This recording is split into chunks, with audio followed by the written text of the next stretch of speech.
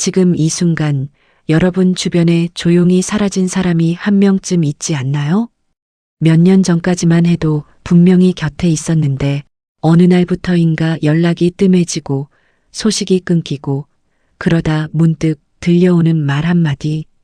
걔 요즘 잘 된다더라. 그때 여러분은 어떤 감정이 드셨나요? 축하하는 마음? 아니면 묘한 불편함? 혹은 나도 열심히 했는데 왜 나는 안 되지? 라는 질문이 머릿속을 스치지 않았나요?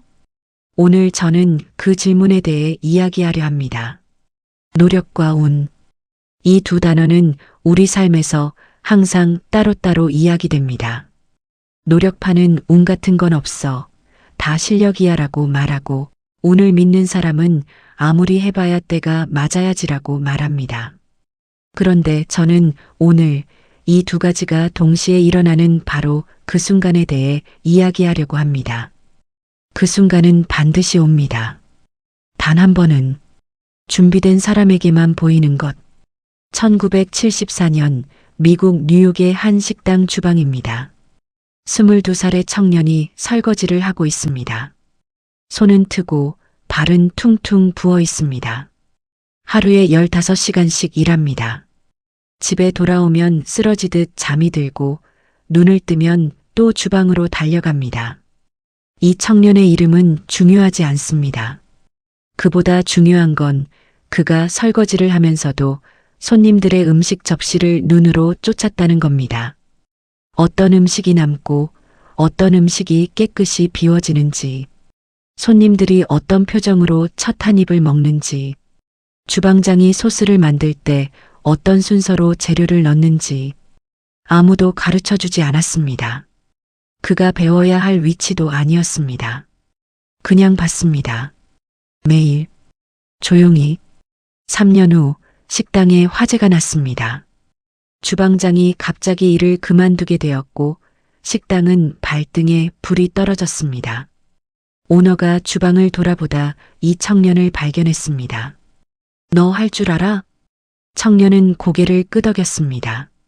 그날 이후 그의 인생은 완전히 달라졌습니다. 주변 사람들은 말했습니다. 운이 좋았네.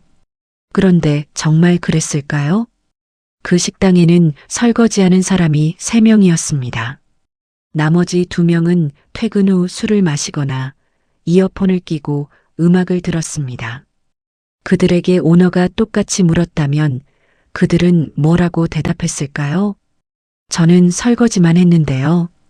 운은 모든 사람에게 똑같이 찾아왔습니다. 준비된 사람만이 그것을 잡을 수 있었을 뿐입니다. 이 이야기를 들으면서 혹시 이런 생각이 드셨나요? 나는 준비를 충분히 했는데 왜 아직도 기회가 안 오지? 맞습니다. 이게 핵심입니다. 준비가 충분하다는 착각. 이것이 많은 사람들이 빠지는 함정입니다. 저는 오랫동안 사람들을 지켜봤습니다. 성공한 사람들, 실패한 사람들, 그리고 중간 어딘가에 멈춰 있는 사람들.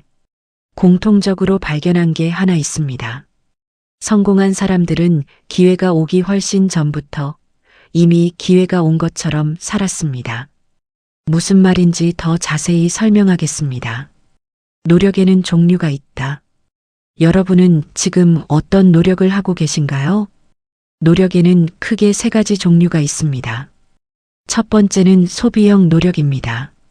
이것은 당장 눈앞의 결과를 위해 에너지를 쏟는 겁니다. 오늘 매출을 올리기 위해, 오늘 인정을 받기 위해, 오늘 칭찬을 듣기 위해. 이 노력은 결과가 빠르게 나타나는 것처럼 보입니다. 그래서 많은 사람들이 여기에 집중합니다. 문제는 이 노력이 멈추는 순간 결과도 함께 멈춘다는 겁니다. 두 번째는 축적형 노력입니다. 이것은 결과가 바로 보이지 않는 노력입니다. 책을 읽는 것, 기술을 연마하는 것, 사람을 사귀는 것, 실패를 기록하고 분석하는 것. 당장은 아무것도 달라지지 않은 것처럼 느껴집니다. 그런데 이 노력은 쌓입니다. 눈에 보이지 않게 조용히. 세 번째는 연결형 노력입니다. 이것이 가장 이해하기 어렵습니다. 자신이 하는 노력이 세상과 어떻게 연결될 수 있는지를 끊임없이 고민하는 것. 내가 가진 것과 세상이 필요로 하는 것 사이의 교차점을 찾는 노력. 이 세 번째 노력이 없으면 아무리 1번과 2번을 열심히 해도 어느 순간 벽에 부딪힙니다. 2000년대 초반 인터넷이 막 퍼지기 시작하던 시절의 이야기입니다. 당시 한국에 한 40대 남성이 있었습니다. 그는 20년 동안 인쇄소를 운영해 왔습니다. 명함, 팸플릿, 카탈로그.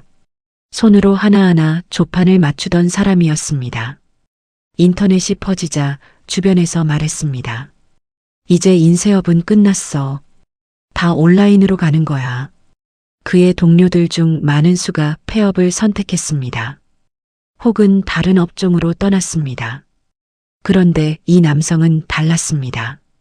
그는 밤마다 인터넷을 공부했습니다.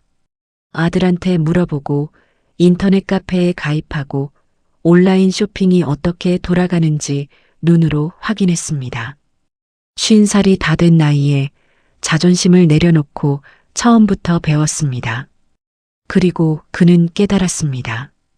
인터넷이 퍼진다고 인쇄물이 없어지는 게 아니라 오히려 소량으로 빠르게 인쇄해 줄 수 있는 곳에 대한 수요가 폭발적으로 늘어날 거라는 것을. 온라인 쇼핑몰들은 포장 박스가 필요합니다. 스타트업들은 명함이 필요합니다. 개인 브랜드를 시작하는 사람들은 스티커와 패키지가 필요합니다. 그는 소량 인쇄, 빠른 납기, 온라인 주문 시스템에 집중했습니다. 그리고 3년 후 그는 인쇄업계에서 가장 빠르게 성장하는 업체 중 하나가 되어 있었습니다. 주변 사람들은 또 말했습니다. 타이밍이 좋았네. 하지만 그 타이밍을 만든 건 그가 남들이 포기할 때도 공부를 멈추지 않았던 3년이었습니다. 운은 기다리는 게 아니다. 여기서 많은 분들이 오해하시는 게 하나 있습니다. 그럼 계속 준비만 하면 되는 거 아닌가요? 아닙니다.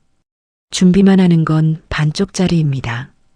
운이라는 것은 기다린다고 오는 게 아닙니다. 운은 움직이는 사람에게 찾아옵니다. 통계학에 흥미로운 연구가 있습니다. 영국의 심리학자 리처드 와이즈먼은 10년에 걸쳐 수백 명의 사람들을 연구했습니다. 스스로를 운이 좋은 사람이라고 생각하는 그룹과 운이 나쁜 사람이라고 생각하는 그룹을 나누어서 결과는 충격적이었습니다. 운이 좋다고 생각하는 사람들은 실제로 더 많은 기회를 만났고 더 많은 사람을 알고 있었으며 같은 상황에서도 더 긍정적인 면을 발견했습니다. 그런데 더 중요한 발견이 있었습니다. 운이 좋은 사람들은 공통적으로 루틴이 느슨했습니다. 매일 같은 길로만 다니지 않았고 낯선 사람에게 먼저 말을 걸었고 계획에 없던 일을 자주 시도했습니다. 반면 운이 나쁜 사람들은 극도로 루틴화된 삶을 살았습니다. 같은 길, 같은 사람, 같은 습관. 와이즈먼은 이렇게 결론지었습니다. 운은 우연히 오는 게 아니라 자신을 노출시키는 정도에 비례한다고. 쉽게 말하면 문을 많이 두드릴수록 열리는 문이 생긴다는 겁니다. 1990년대 후반 서울의 한 작은 동네에 사는 50대 여성의 이야기입니다. 그녀는 평생 주부로 살았습니다. 요리는 자신 있었습니다. 특히 김치찌개와 된장찌개는 동네에서 소문이 날 정도였습니다. IMF 때 남편의 사업이 무너졌습니다. 집이 넘어갔고 아이들 학비가 막막해졌습니다. 그녀는 선택을 해야 했습니다.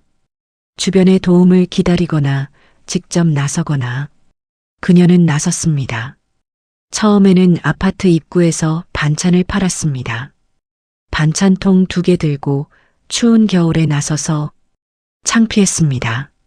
이웃들 눈이 따가웠습니다. 그래도 했습니다. 반찬이 조금씩 팔리자 그녀는 생각했습니다. 이 근처에 직장인들이 많은데 점심을 먹을 곳이 마땅치 않구나. 그녀는 작은 분식집을 열었습니다. 보증금조차 없어서 지인에게 빌렸습니다.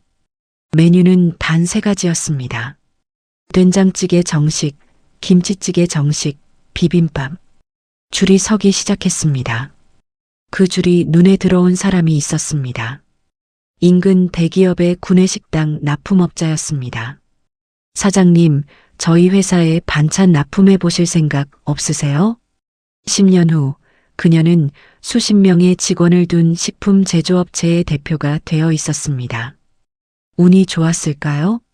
아파트 입구에서 반찬통을 들고 서지 않았다면, 분식집을 열지 않았다면 그 납품업자의 눈에 띄었을까요? 움직임이 먼저였습니다. 운은 그 다음이었습니다. 때로는 실패가 문을 만든다. 이쯤에서 솔직한 이야기를 하겠습니다. 노력과 운이 맞아떨어지는 순간, 대부분의 경우 그 직전에는 실패가 있습니다. 이게 불편한 진실입니다. 우리는 성공 이야기를 들을 때 실패를 건너뛰고 싶어 합니다. 그게 더 듣기 좋으니까요. 하지만 현실은 다릅니다. 실패는 2가지 역할을 합니다. 첫 번째, 실패는 필터입니다. 얼마나 간절한지를 증명하는 시험지입니다. 한 번 실패해도 계속 나아가는 사람, 2번 넘어져도 일어나는 사람. 그 사람에게는 세상이 다르게 반응하기 시작합니다. 진심이 보이면 사람들이 돕기 시작합니다. 정보를 주고 연결을 만들어주고 기회를 소개해줍니다.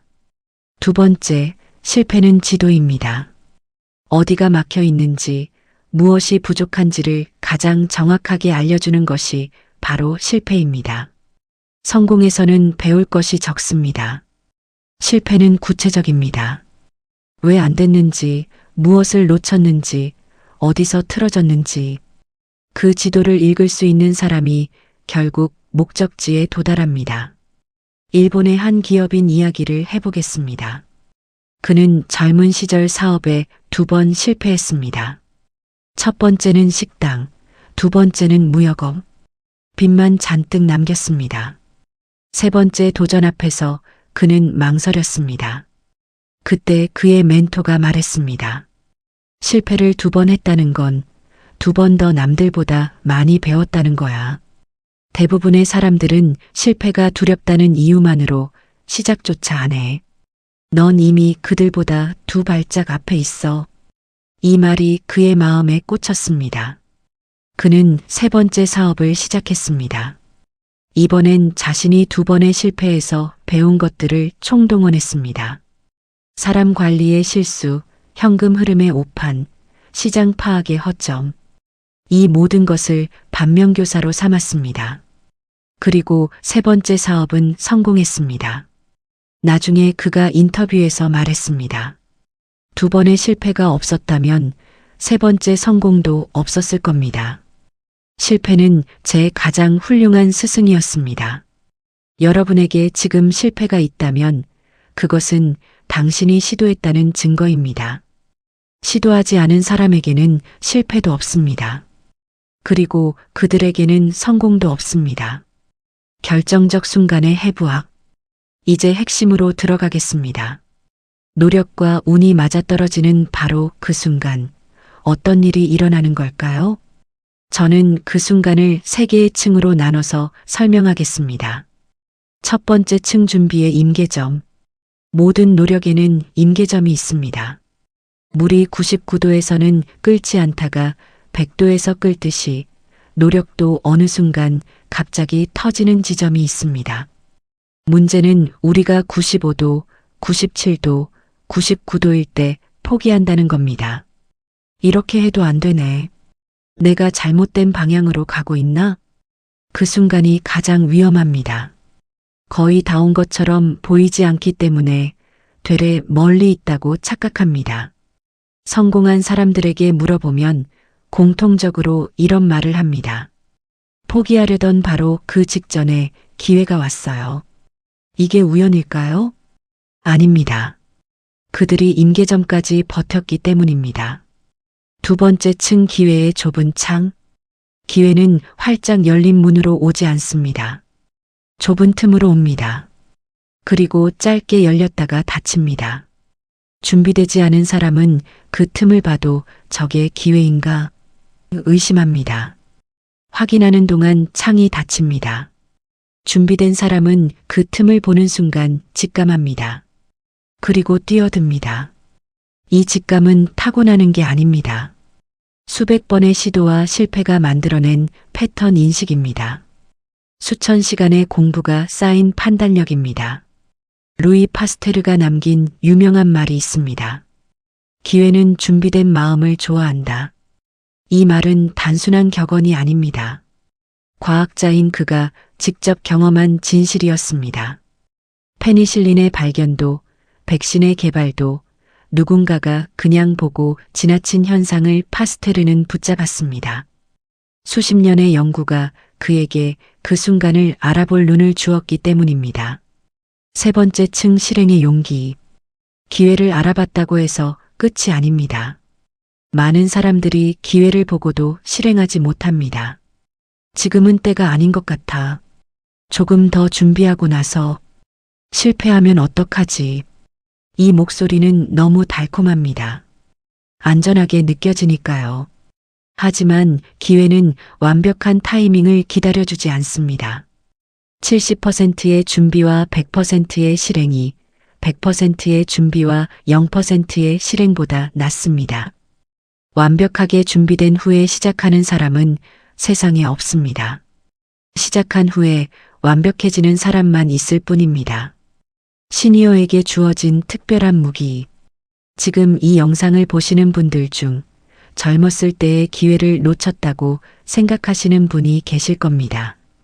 나는 이미 늦었어.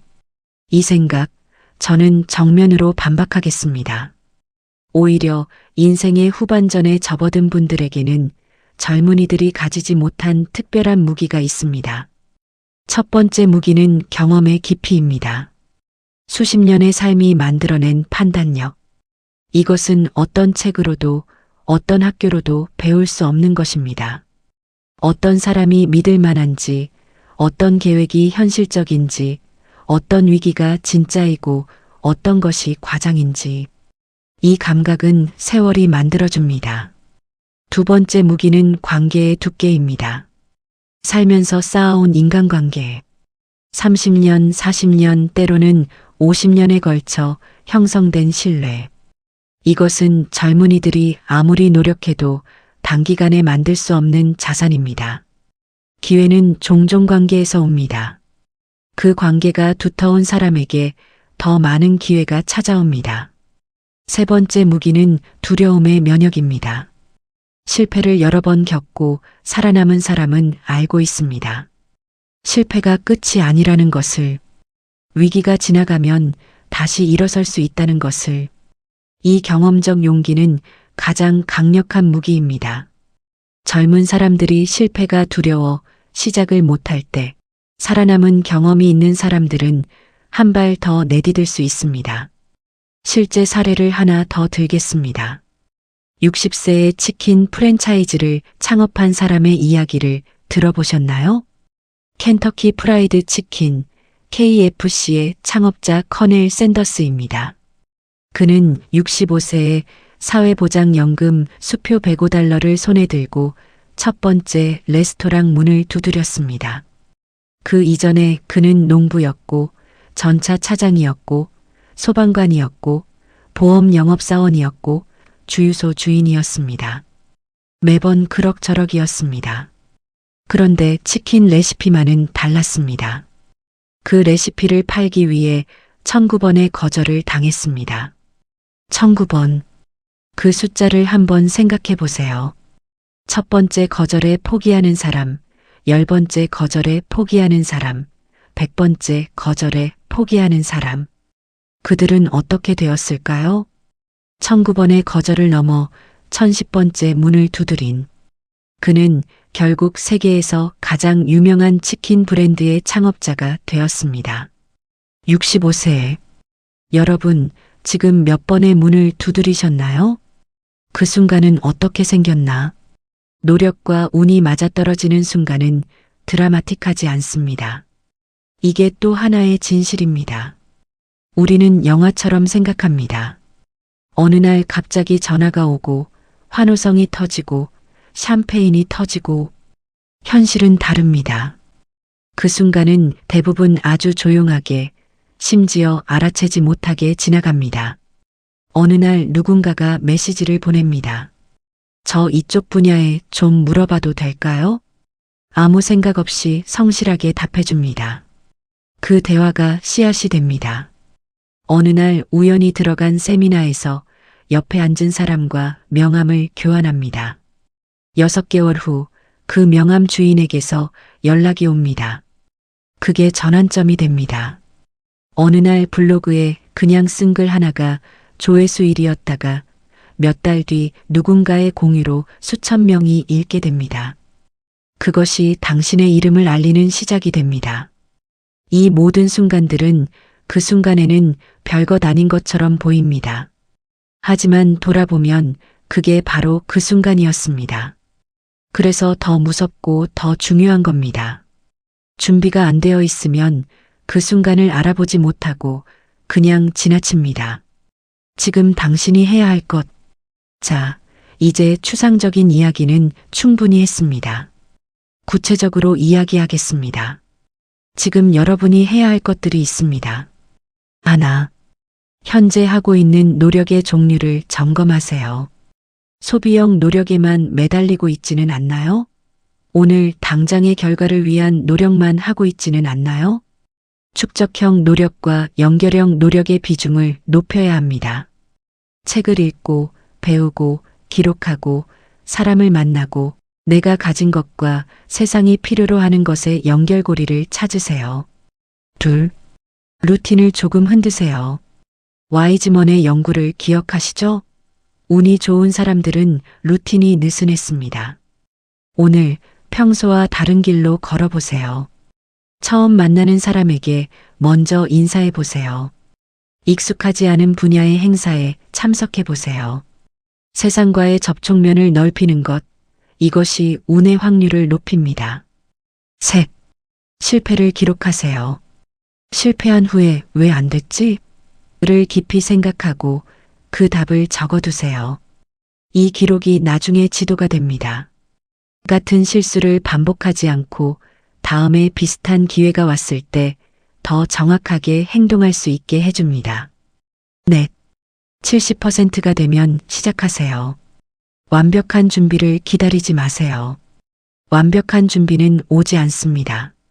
방향이 맞고 기초가 갖춰졌고 열정이 있다면 그것으로 시작하기에 충분합니다. 나머지 30%는 하면서 채우면 됩니다.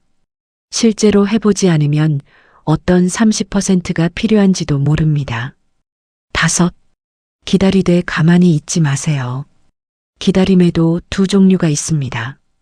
가만히 앉아서 기회가 오기를 바라는 기다림, 그리고 움직이면서 준비하면서 씨를 뿌리면서 하는 기다림. 두 번째 기다림만이 열매를 맺습니다. 이제 마무리할 시간입니다. 제가 알고 있는 한 어르신의 이야기로 끝내겠습니다.